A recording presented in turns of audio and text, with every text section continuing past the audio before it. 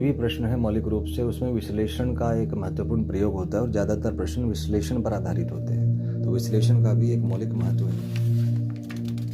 उसके बाद आती है आपकी गणना। कैलकुलेशंस आपको आनी चाहिए क्योंकि सारे ज़्यादातर क्वेश्चन कैलकुलेशंस पे बेस्ड होते हैं। ये आपका ब्रेन दिखाया हुआ है, इसमें मस्तिष्क है, इसके 4 पार्ट हैं, फ्रंटल, टेम्पोरल, पेरिटल और ऑक्सीपिटल। ये ब्रेन स्टेम्स है, तो ये आपका मन मस्तिष्क होता है मुख्यतः। ये इसके डिफरेंट कार्य इसमें दिए हुए हैं।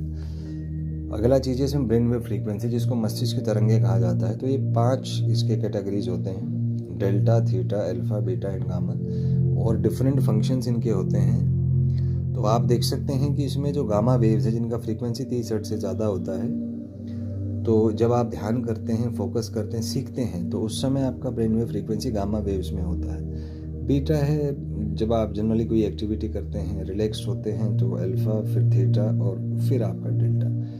तो आप इसीलिए आप देख सकते हैं कि जब आप पढ़ते हैं तो आपको दुख क्यों होता है, क्योंकि जब आप पढ़ेंगे तो पढ़ने का मतलब है कि आपको अपने मस्तिष्क तरंगों की आवृत्ति डेल्टा से गामा तक उठानी पड़ेगी, और यदि एनर्जी बढ़ेगा वेव्स का तो एनर्जी कंज्यूम होगी, और आपका ब्रेन आपको हर उस एक्टिविटी से बचाएगा जिसमें अननेसेसरी एनर्जी आपकी वेस्ट होती है। इसलिए आपने देखा होगा कि पढ़ते समय बहुत दुख होता है, क्योंकि ब्रेन आपका फ्लाइट मोड एक्टिव कर देता है, क्योंकि उसमें एनर्जी वेस्ट होती है। एनर्जी का यूज़ होता है, वेस्ट तो नहीं कहना चाहिए, एनर्जी का यूज़ होता है। तो एनर्जी का अगर यूज़ होता है तो ब्रेन को लगता है एक्चुअली ये कि एनर्जी वेस्ट हो जाएगा, तो इसलिए ब्रेन आपको अलग अलग कहानियाँ सुनाएगा जिससे आप पढ़ने से कैसे बचें, वो तरकीबें खोजेंगे आप। लेकिन ये केवल फ्लाइट मोड है ब्रेन का, और यदि आप चाहते हैं कि जीवन में कुछ बेहतर बन पाएँ, एक सामान्य व्यक्ति से ऊपर उठ पाएँ, तो आपको इससे लड़ना पड़ेगा, इसको डोमिनेट करना पड़ेगा आपको, जिसको कहते हैं फ्लाइट मोड डोमिनेशन।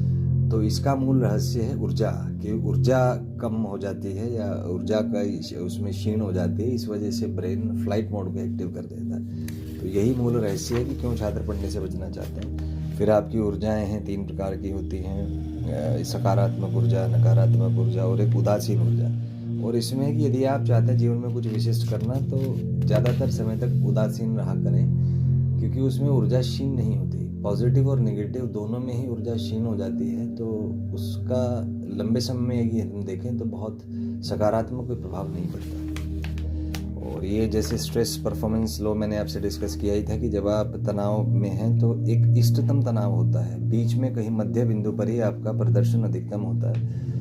तो आप जानते हैं, स्वयं को आप देखें, अपना खुद का फ्रीक्वेंसी चेक करें कि किस फ्रीक्वेंसी पर आप अधिकतम परफॉर्मेंस दे सकते हैं, और उतना ही स्ट्रेस लें जिसको आप झेलने में सक्षम हो, जिसको आप सहन करने में सक्षम हो। इसी विषय पर अगर आपके कोई डाउट्स हैं तो आप कमेंट सेक्शन में पूछ सकते हैं। धन्यवाद। Have a nice day.